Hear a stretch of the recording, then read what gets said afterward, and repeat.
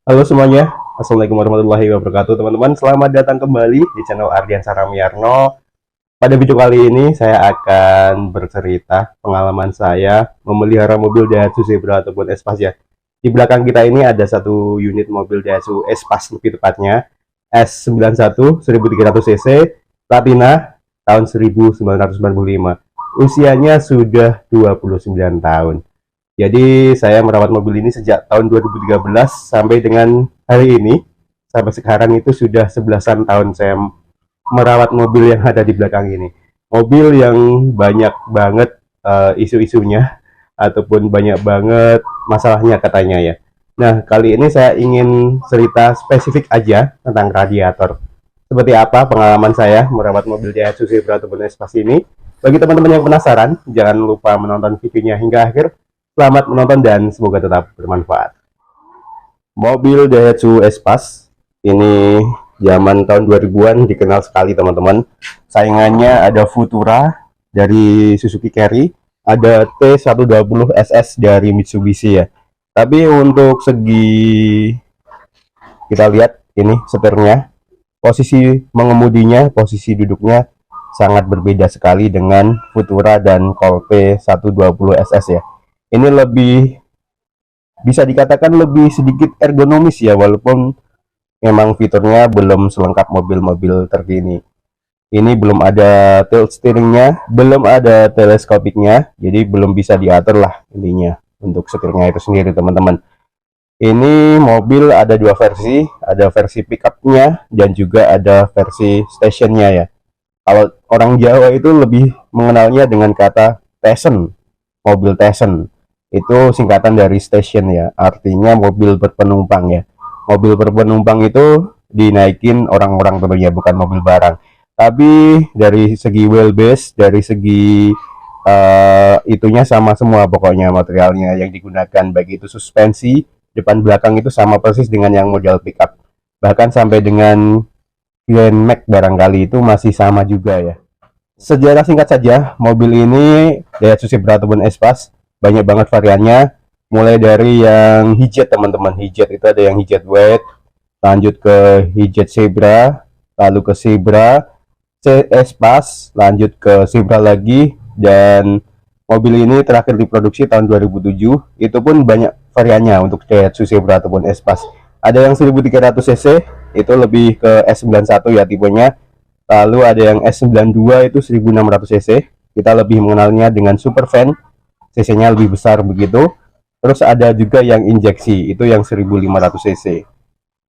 Untuk variannya ada yang ZL Extra, begitu, ada yang ZSX, begitu. Ada banyak banget. Tapi untuk tipe tertingginya mobil ini adalah ZSX. Saran saya bagi Anda yang ingin mencari mobil Daihatsu Zebra ataupun Espas, cari yang tipe tertingginya, ZSX teman-teman. Dan cari yang tahun 2004-an ke atas, karena pada saat timing belt putus, mobil itu aman, tidak harus turun mesin ya, kita tinggal ganti timing beltnya saja karena sekernya sudah jenong. Tapi bagi Anda yang sudah memiliki mobil di bawah 2004, khususnya mobil Daihatsu Zebra ataupun Espas, jangan khawatir, seker itu bisa diganti sebenarnya. Dan yang lebih penting, cek kondisi timing belt Anda secara periodik begitu, 50.000 km ataupun 5 tahun sekali Anda harus ganti, begitu kurang lebihnya. Itu tadi sedikit cerita tentang mobil Daihatsu Zebra ataupun Espas. Penerusnya ada Grand Max dan Luxio, dibagi dua kelas juga, walaupun ya mirip-mirip aja sih sebenarnya. Wheelbase-nya juga sama. Posisinya ataupun wheelbase-nya dengan Zebra barangkali udah berbeda ya, karena posisi ban depannya udah berbeda. Kalau semisal di Luxio Grand Max itu ada di bagian depan, ini tepat di bawah kita teman-teman. Oke, jadi sesuai dengan pengalaman saya dapat mobil ini tahun 2013, dan setelah itu beberapa saat setelah mendapatkan mobil ini, radiator langsung saya kuras zaman itu ya, ataupun saya korok lah, saya bawa ke tukang radiator. Intinya pengen membersihkan radiator, dan nanti kalau misalnya pengen membersihkan lagi, saya tahu nih kapan harus membersihkan radiatornya lagi. Nah, setelah itu ada beberapa kendala tentunya yang saya alami, karena mobil ini masih menggunakan air ledeng ataupun air air biasa yang ada di rumah ya, yang ada di kamar mandi gitu teman-teman. Jadi mobil ini memang kebanyakan masih menggunakan air ledeng, belum ada yang menggunakan coolant. Pada saat itu mobil sudah seperti ini, radiatornya sama ya. Ini hanya dipilok aja kemarin waktu saya terakhir korok lagi. Radiatornya masih sama, jadi artinya saya nggak beli radiator baru ya. Ini radiator bawaan mobil. Kondisinya sudah 2 play teman-teman. Nah, yang menyebabkan mobil ini itu gampang mogok itu yang pertama, kebanyakan mobil Daihatsu Zebra ataupun Espace yang tahun-tahun tua itu masih menggunakan yang tipe 1 play, lubangnya cuma satu ya, satu baris begitu. Terus salah satunya kipasnya teman-teman, kipasnya itu ya, itu bilahnya kurang banyak atau gimana yang jelas kurang maksimal pada saat mendinginkan si radiator. Itu salah satu penyebabnya sebenarnya dari kondisi radiatornya yang 1 play, kipasnya yang menurut saya kurang mumpuni ya. Selain itu selang bypass T-nya, yang T-nya itu gampang sekali dia ini apa tersumbat pada saat menggunakan air ledeng. Nah, setelah itu tentu ada beberapa solusi yang harus kita lakukan pada saat merawat mobil Daihatsu Zebra ataupun Espace. Yang saya lakukan pertama tadi mengorok radiator. Terus yang kedua, saya sempat mengalami overheat setelah saya korok ya. Tentunya nggak 1-2 bulan sih. Beberapa waktu setelah saya ngorok radiator, beberapa tahun barangkali, itu si selang bypass T-nya buntet teman-teman. Setelah itu saya buka sendiri, saya belajar sendiri ya cara menguras radiatornya. Videonya banyak banget di sini. Anda bisa tonton di channel ini teman-teman cara saya menguras radiator. Gampang banget. Radiatornya sampai ke blok-blok mesinnya. Setelah itu saya ganti ya selang bypassnya, singkat cerita itu penyebab mobil saya mogok karena selang bypassnya buntu. Saya ganti dengan yang model kuningan. Nah, selain itu penyebabnya karena air ledeng itu menimbulkan kayak semacam endapan, lumpur begitu, tergantung jenis ataupun kadar yang ada pada air mineral ataupun air ledengnya itu sih. Jadi punya saya itu hampir tiap 3 bulan sekali saya harus kuras air radiatornya. Kalau tidak pasti overheat karena radiatornya airnya sudah timbul endapan, berubah menjadi coklat keruh itu kayak air yang ada di sawah itu teman-teman.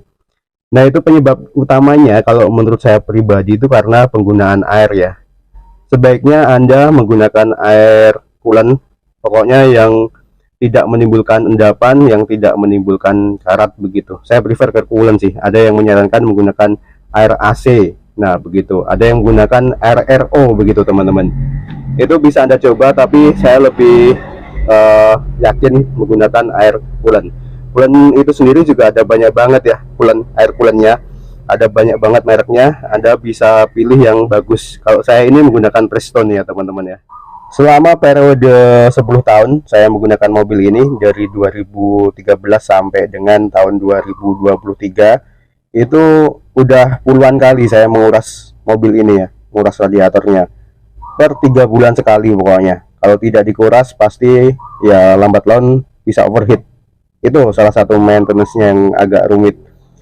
Terus setelah itu saya agak frustasi teman-teman. Saya coba nggak korok tapi saya gunain citron ya, citric acid yang bisa digunakan untuk membuat kue itu. Saya larutkan ke dalam radiator, intinya untuk flus begitu. Itu juga bagus juga sih teman-teman, tapi harus hati-hati pada saat penggunaannya. Itu setelah ada beberapa cara sih yang saya gunakan ya. Intinya untuk merawat si kondisi radiator atau pendinginan mobil ini. Terakhir tahun 2023 kemarin saya berhijrah ya dari air ledeng karena sudah bosen ya. Saya jujur sudah bosen harus kuras mobil ataupun radiator tiap 3 bulan sekali ataupun periode 6 bulan sekali lah paling enggak. Kalau enggak dikuras pasti overheat ya. T sudah bagus, sudah ininya sudah saya ganti setelah bypass T-nya. Tutup radiator bagus, selang-selangnya juga masih bagus, tapi itu karena masih menggunakan air ledeng maka timbul endapan yang bisa mengakibatkan si kisi-kisi radiatornya itu buntet ya ataupun tersumbat. Nah, kemarin tahun 2023 saya berhijrah ke coolant, tapi sebelum berhijrah saya harus korok terlebih dahulu untuk memastikan kondisi radiator bagus, tidak ada kebocoran. Setelah saya pastikan bagus, tapi sebelum saya korok itu ya teman-teman ya, saya gunakan citric acid lagi ya. Saya flush, intinya tidak menggunakan radiator flush, tapi saya gunain cairan yang saya larutkan dari produk citric acid ataupun citron. Saya larutkan sehari sebelumnya. Videonya ada juga di channel ini. Setelah itu saya korok, selang beberapa hari saya ganti ke coolant. Sampai dengan hari ini tanggal 25 Juni tahun 2024 ya, kurang lebih sudah 10 bulan mau 11 bulan aman-aman saja ini radiator.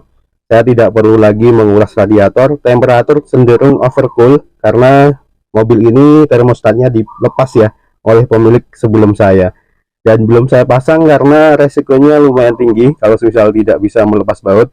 Sepele sebenarnya, hanya melepas baut, tapi kalau misal kita kurang hati-hati bisa patah tuh bautnya. Yang ada nanti mobil mesinnya bisa diturunin kalau kurang hati-hati. Kurang lebih itu teman-teman pengalaman saya selama kurun waktu 11 tahun menggunakan mobil Daihatsu Zebra ataupun Espas untuk merawat si radiator ini. Jadi saya pernah mengalami yang namanya overheat di jalan, harus berhenti untuk mendinginkan mesin ya, terus mengisi air radiatornya. Tapi itu ada beberapa tipsnya sih. Jangan asal mengisi air radiator, karena kalau misal salah mengisi bisa merusak mesin. Intinya kalau misal Anda mengalami overheat, menepi, dinginkan mesin, tunggu sampai benar-benar dingin, lalu dibuka tutupnya. Setelah dibuka tutupnya, teman-teman baru bisa mengisi si radiator gitu. Pokoknya tunggu sampai dingin dulu baru diisi airnya. Itu caranya teman-teman. Saya pernah mengalami beberapa kali, memang agak menyedihkan sih. Walaupun bukan mogok tapi agak menyedihkan, karena yang seharusnya kita sampai tepat waktu begitu harus molor karena ada gangguan dari si radiator. Saran saya bagi teman-teman yang mengalami overheat, coba dicek kondisi radiatornya, dikorok terlebih dahulu. Kalau memungkinkan, saran saya ganti ke coolant teman-teman. Itu saran terbaik dari saya ya. Jangan lupa juga cek kondisi tutup radiator. Ini bisa menyebabkan si radiator juga menguap. Intinya panas kalau misalnya kondisi tutupnya kurang bagus. Selang ini juga bisa pengaruh ke overheat. Kalau misal pada saat digas ini selangnya udah kempot ya, perhatikan selang-selangnya ini. Selain itu, selang bypass T yang saya sebutkan tadi, teman-teman juga wajib cek ataupun gantilah. Murah harganya teman-teman untuk selangnya itu yang bypass T. Harganya murah, kita bisa beli di toko material. Kita bisa ganti dengan punya gas itu ya, yang untuk LPG itu bisa itu. Dan sebelum beralih ke coolant, saran saya pasang termostatnya kalau Anda berani. Jangan seperti saya, karena kalau overcool juga kurang bagus ke mesin ya. Konsumsi bahan bakar juga berpengaruh teman-teman. Saya 11 tahun ataupun 10 tahun merawat mobil ini full menggunakan ledeng ya, air ledeng biasa itu, full menggunakan itu. Untuk pemilik sebelum saya barangkali juga sama menggunakan ledeng. Saya tidak mengganti water pump, tidak memasang termostat. Intinya saya hanya melakukan flushing aja teman-teman, flushing, dan aman sampai dengan saat ini. Moga-moga aman sampai seterusnya ya. Sebenarnya saya sudah mau ganti, beralih ke coolant, berhijrah ke coolant gitu sejak saya memiliki mobil ini. Tapi ada isu desas-desus kalau misal Anda buru-buru ganti ke coolant, itu ada masalah-masalah yang timbul begitu. Itu banyak banget masalahnya katanya, bisa buntet dan lain sebagainya.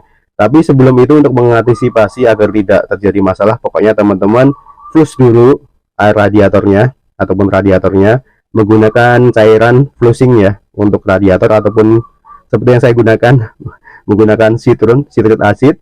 Setelah itu dipakai mobilnya, jangan didiemin, dipakai jalan biar muter tuh cairannya. Setelah muter bisa dikuras dan dikorok radiatornya ke tukang korok, sekalian dicek ya seperti yang saya lakukan. Setelah itu baru beralih ke coolant. Dan untuk menggunakan coolant, cari coolant yang mereknya bagus. Saya menggunakan Prestone, ini bukan endorse. Pokoknya yang cari yang bagus dan jangan dicampur. Pokoknya sesuai dengan itu isi coolantnya. Kalau misal coolantnya tidak boleh dicampur dengan air, jangan dicampur dengan air teman-teman. Ini punya saya, langsung saya kasih full coolant ya. Intinya tidak dicampur dengan air, katanya ada yang menyarankan begitu, memberikan saran airnya 30%, coolnya 70%, ataupun 50-50, ada yang menyarankan seperti itu. Tapi saya tidak, teman-teman. Pokoknya full coolant ya. Percaya dengan coolant tersebut. Dan alhamdulillahnya sampai dengan saat ini aman, tidak ada kendala sama sekali. Itu pengalaman saya, harus rutin menguras radiator pada saat masih menggunakan air ledeng. Setelah beralih ke coolant, aman, lancar, tidak ada kendala sama sekali. Tuh teman-teman, semoga pengalaman saya bermanfaat ya. Pengalaman saya merawat selama 11 tahun mobil Daihatsu Zebra ataupun Espace ini yang terkenal dengan overheatnya, tapi ada beberapa solusi tentunya. Jika tidak mumpuni kipasnya, Anda bisa menambahkan electric fan ya, itu untuk menurunkan suhu juga. Karena kelemahan mobil Espace ini ya, yang orinya, yang bawaan pabriknya itu biasanya kalau misal kita menghidupkan AC itu cepet banget tuh naik temperaturnya. Berhubung saya jarang menggunakan AC, jadi ya aman-aman aja dulu ya. Tapi sekarang sebenarnya harus menghidupin AC sih, agar temperaturnya normal, nggak overcool. Tapi saya pikir-pikir lagi teman-teman, kalau misal menggunakan AC, ya bisa ngefek ke bahan bakar. Karena kinerja mesin akan tertambahi ataupun terbebani dengan dihidupkannya AC tersebut. Nah teman-teman, jadi itu tadi ya video singkat saya, sharing pengalaman saya selama 11 tahun menggunakan mobil Daihatsu Espace. Ini aja, nggak ganti-ganti mobilnya. Teman-teman bisa tonton pokoknya, cek story saya. Pokoknya cuma ini mobilnya. Baik itu di Facebook, pasti juga sama mobilnya ini aja. Pengalaman saya itu tadi teman-teman, semoga bermanfaat dan barangkali bisa menginspirasi Anda semua. Terima kasih, jangan lupa klik like jika Anda menyukai video ini. Subscribe ke channel Ardian Saramiarno bagi yang belum, serta nantikan terus video saya selanjutnya. Terima kasih. Wassalamualaikum warahmatullahi wabarakatuh.